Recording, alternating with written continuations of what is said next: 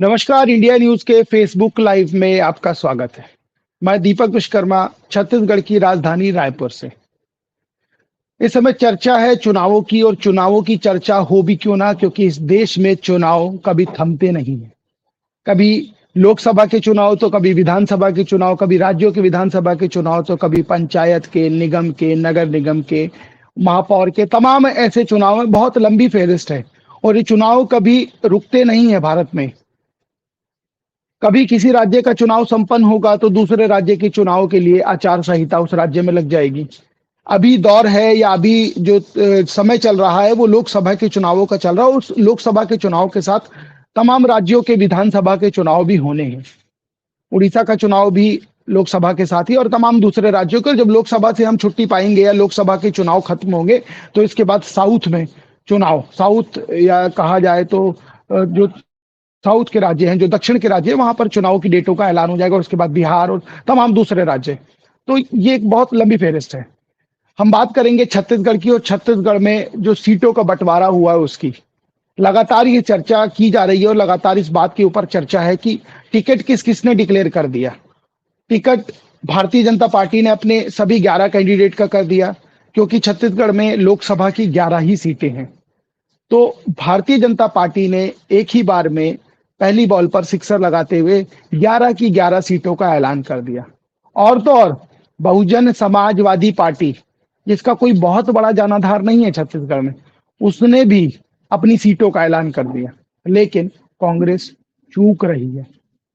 लेकिन कांग्रेस चूक गई है।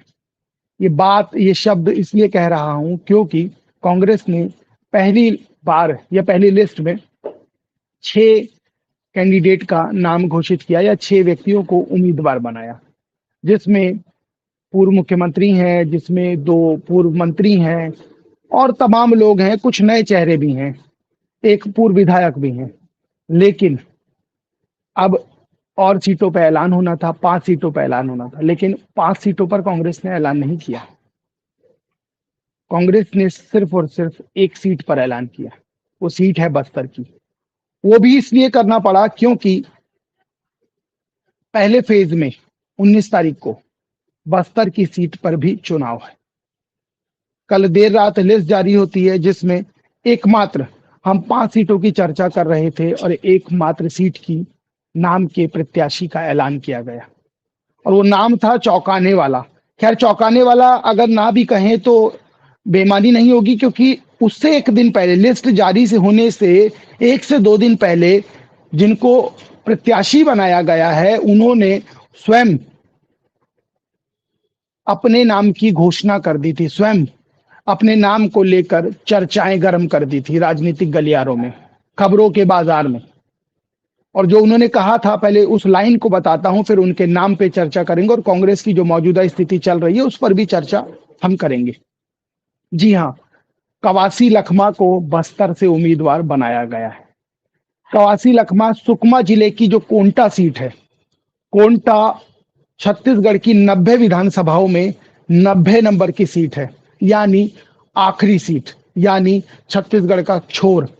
ऐसा भी कहा जा सकता है कि ये वो सीट है जहां पर के रहवासी या जहां के बाशिंदे रायपुर राजधानी आने से बेहतर तेलंगाना, आंध्रा जाना ज्यादा पसंद करते हैं या बेहतर समझते हैं। उनके लिए वो ज्यादा मुफीद है, उनके लिए वो ज्यादा पास है।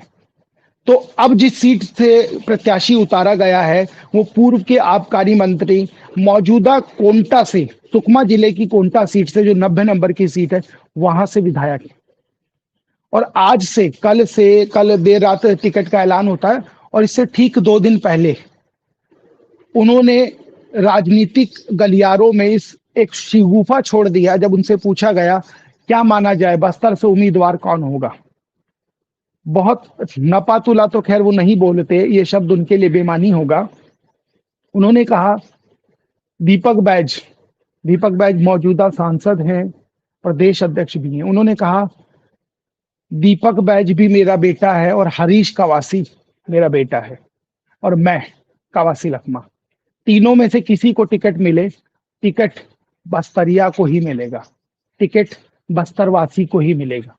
तो उन्होंने इशारों इशारों में इस बात को कह दिया कि साहब टिकट किसी को भी मिले, टिकट लेकिन बस्तर के आदिवासी को मिलेगा, टिकट किसी दूसरे को नहीं मिलेगा, टिकट बस्तरिया को मिलेगा। और जब टिकट बस्तरिया को मिलेगा तो आप समझ सकते हैं कि किस बस्तरिया की चर्चा हो रही है।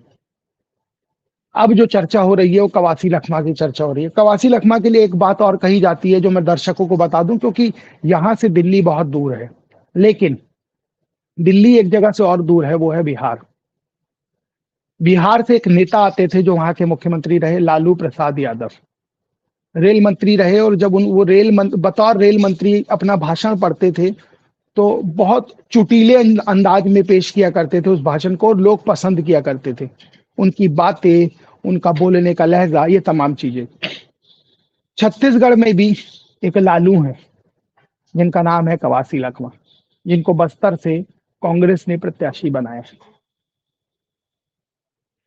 बस्तर से ये व्यक्ति यदि दिल्ली पहुंचता है तो संसद का नजारा, यदि इनको बोलने का मौका मिलेगा तो बहुत अलग होगा, बहुत ज्यादा अलग होगा। क्योंकि लालू प्रसाद यादव को देश के हर कोने का व्यक्ति, यहां से लेकर आप कश्मीर चले जाइए या कन्याकुमारी चले जाइए, हर व्यक्ति जानता है। और उनके चुटीले अंदाज का हर कोई कायल है, चाहे वो पत्रकार हो, चाहे राजनीतिक उनके राजनीतिक जो दो मित्र हैं वो हो, या जो उनके राजनीतिक एनिमी हैं वो हो।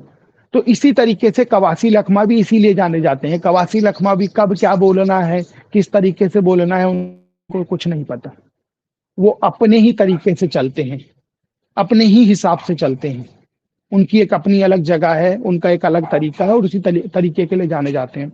हम बात कर रहे थे कवासी लखमा की। कवासी लखमा को कांग्रेस ने उम्मीदवार बनाया है, जिसकी कल्पना हो तो रही थी लेकिन इतनी तेजी से नहीं थी। बस्तर से दीपक बैज को बाय बाय कह दिया गया और कवासी लखमा को ले आए हैं कांग्रेस।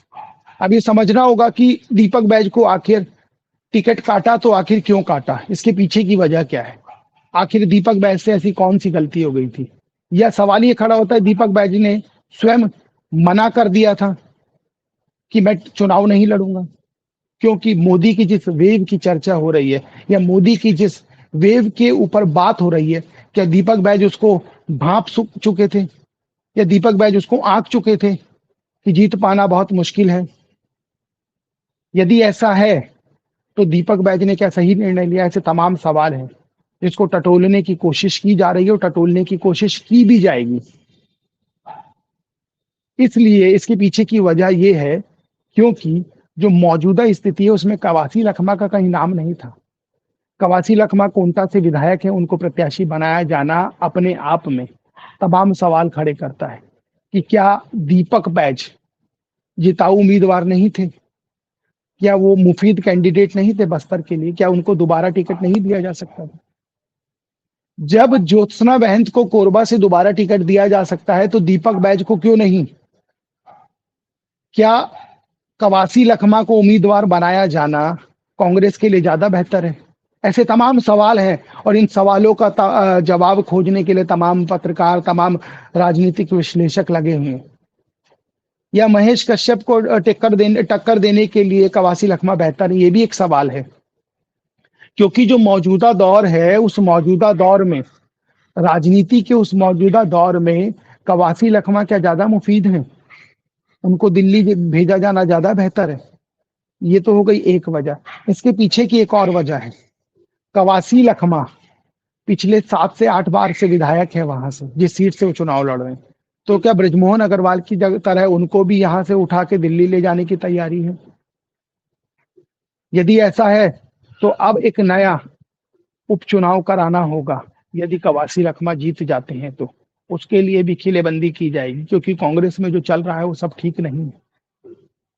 दीपक बैज का टिकट कटना और उसके बाद कवासी लखमा को टिकट दिया जाना तमाम सवालों को जन्म देता है, और कांग्रेस ने फिर एक सवाल और एक क्वेश्चन मार्क अपनी ही पार्टी के ऊपर खड़ा कर दिया कि जब विधानसभा चुनाव लड़ रहे थे तो आप प्रदेश अध्यक्ष को चुनाव लड़वाते हैं जहां ज्यादा सीटें थी, लेकिन जहां कम सीटें हैं वहां आप उसी प्रदेश अध्यक्ष का टिकट काट देते हैं, वो भी तब जब वहां से वो मौजूदा सांसद है। कांग्रेस फिर किस तरीके से या किस तरीके से चलना चाह रही है ये तो पता नहीं लग रहा, लेकिन एक सवाल जरूर है, कांग्रेस ने फिर अपने ही लोगों में, अपने ही लोगों के बीच द्वंद्व पैदा कर दिया।